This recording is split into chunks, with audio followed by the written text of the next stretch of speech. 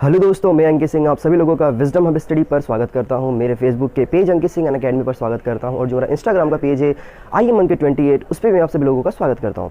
दोस्तों, इस वीडियो में मैं जो आप लोगों के सामने लेकर के आया हूं वो मेरी तीसरी बुक की रिव्यू है।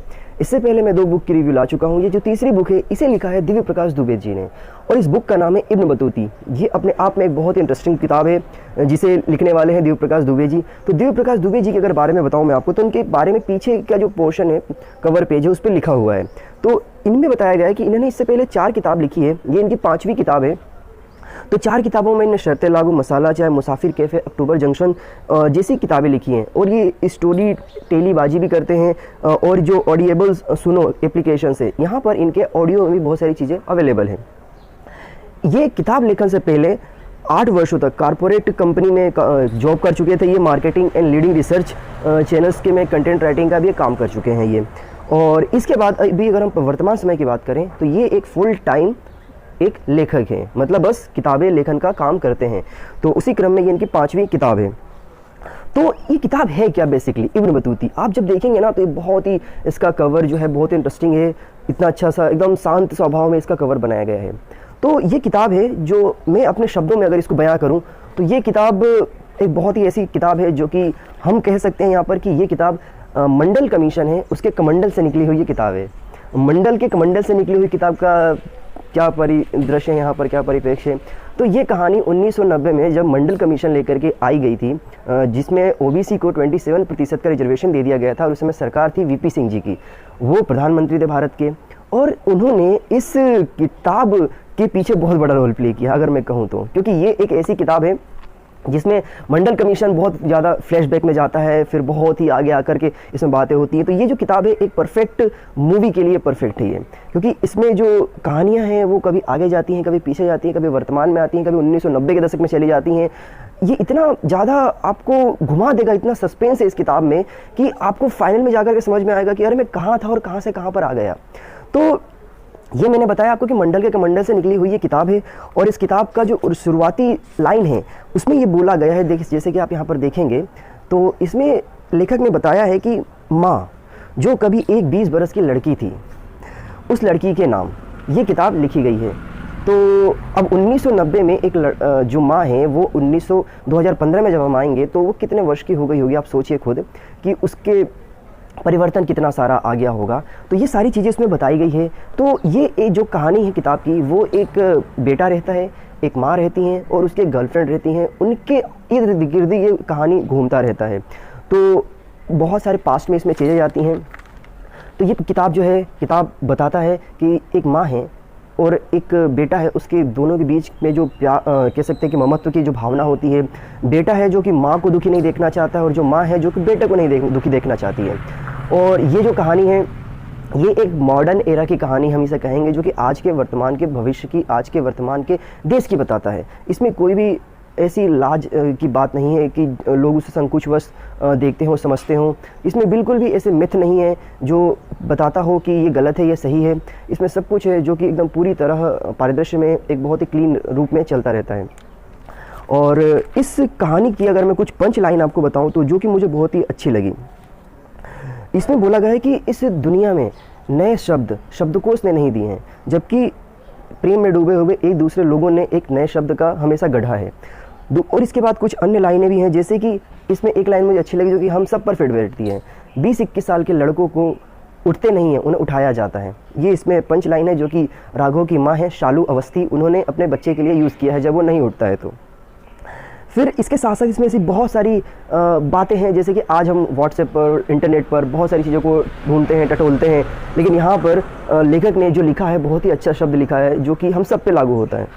लेखक ने बोला है यहाँ पर कि अब के समय में वे लोग जो कि व्हाट्सएप के लास्ट सीन देखने के लिए उत्प्रेरित होते हैं, वे क्या जाने कि क्या इंतज़ार होता था पहले के ज़माने में पत्रों का।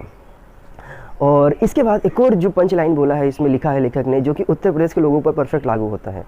वो बोला है यहाँ पर कि चूँकि उत्तर प्रदेश के लोगों को, उत्तर प्रदेश में पैदा हुए, यहाँ पर पले बढ़े लोगों को ये भ्रम होता है कि उनकी राजनीतिक समझ बहुत ही अच्छी है, परंतु होती नहीं है कई बार। ये भी उन्होंने इसमें बताया है। और बिहार के लोगों के लिए इस किताब में बोला है कि बिहार के जो बच्चे होते हैं ना, वे सवाल सॉल्व नहीं करते हैं, वे सवाल लगाते हैं। चाहे आप थ्योरी की बात करें या मैथमेटिक्स की बात करें या किसी अन्य प्रकार के सवालों की बात करें, तो ये जो बच्चे होते हैं वो बोलते हैं कि मैंने सवाल लगाया ये नहीं लगा, इस प्रकार की वो बातें करते हैं। और माँ के लिए जो यहाँ पर इन्होंने एक लाइन यूज़ किया है एक पैराग्राफ में, वो बहुत ही मार्मिक है। वो इस प्रकार से मार्मिक है कि वो हम सबको सोचने के लिए मजबूर कर देता है।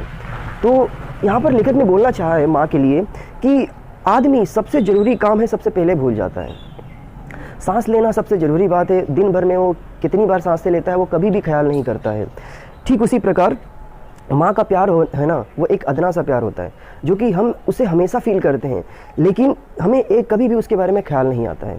ये लेखक ने इसके बारे में बताने की कोशिश करी है कई बार। और इसमें ऐसा भी सीन आता है जब एक बहुत ही ज़्यादा मार्मिक दृश्य हो जाता है, तब लेखक ने जो लाइन यूज़ किया है उसमें बोला है कि ज़िंदगी जब जीने का मौका देती है ना और जी भर के रोने का मौका देती है तो नींद मतलब छीन लेती है। ये भी यहाँ पर लेखक ने बहुत ही अच्छी तरीके से समझाया है। क्योंकि मैंने आपको बताया था कि ये एक बेटे की, माँ की और एक उसकी गर्लफ्रेंड की ये स्टोरी चलती है आसपास इर्द गिर्द में। तो यहाँ पर तीनों के लिए अगर आप देखेंगे तो शहर को देखने का जो नज़रिया होता है वो अलग अलग होता है। ये जो कहानी है वो लखनऊ के इर्द गिर्द आसपास के क्षेत्र पर, लखनऊ पर ये घूमती रहती है। तो लेखक ने बताया है कि शहर की उम्र उतनी ही होती है जितनी कि आपकी होती है। अगर मैं 20 वर्ष का हूँ तो मैं 20 वर्ष के नज़रिए से उस शहर को देखूंगा। यदि कोई 50 वर्ष का है तो 50 वर्ष की उम्र के नज़रिए से शहर को देखेगा। यदि कोई 5 वर्ष का बालक या बालिका है तो वो उसको उस नज़रिए से देखेंगी। तो ये क्या होता है, ये सारी की सारी बातें हमारे खुद के परिदृश्य पर डिपेंड करती है। और ये बात लेखक ने उनके बुक की जो पेज नंबर 45 है वहाँ पर अपनी बातों को रखा है। फिर एक बहुत ही बड़ा मिथ भी होता है जिसमें से उम्र बढ़ने के साथ साथ चीज़ें बढ़ती हैं।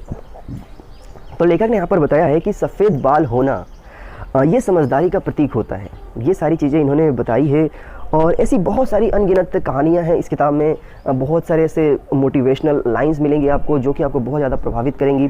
तो मैं तो ये रिकमेंड करूँगा आप लोगों को कि ये किताब आप बिल्कुल देखें।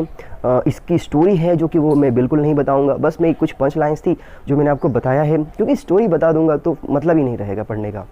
और मैं चाहूँगा कि इसके ऊपर एक परफेक्ट मूवी बने, मेरी जो पॉइंट ऑफ व्यू है, और ये मेरा खुद का इंडिपेंडेंट पॉइंट ऑफ व्यू है। और अगर मुझे बोला जाए कि इसमें किसे कास्ट करूँ, मैं कौन से एक्टर्स या कलाकार इसमें रखूँ, तो मैं जो माँ का रोल है उसके लिए मैं नीना गुप्ता है जी हैं, उनको मैं इसमें कास्ट करना चाहूँगा। और इसमें राघव जो उनका लड़का है उसके लिए मैं इसमें आयुष्मान खुराना को रखना चाहूँगा।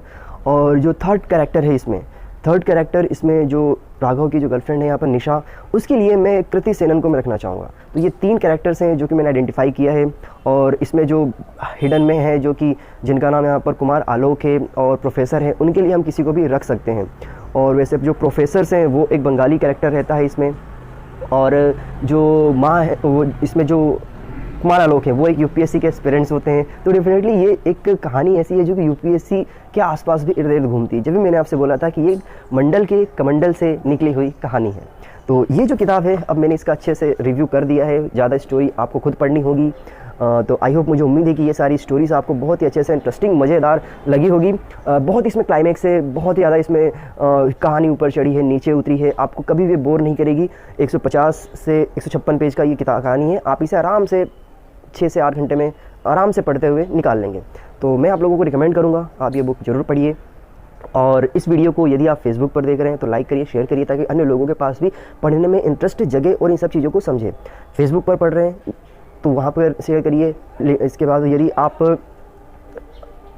इंस्टाग्राम पर देख रहे हैं तो वहाँ से आप मेरे बायो में से जाकर के इसके लिंक को से वीडियो देख सकते हैं। यूट्यूब पर देख रहे हैं तो वहाँ पे भी लिंक को शेयर करिए, ताकि आने वाले जितने भी अपकमिंग वीडियोस हैं रिव्यू की वो आपको प्राप्त होती रहे।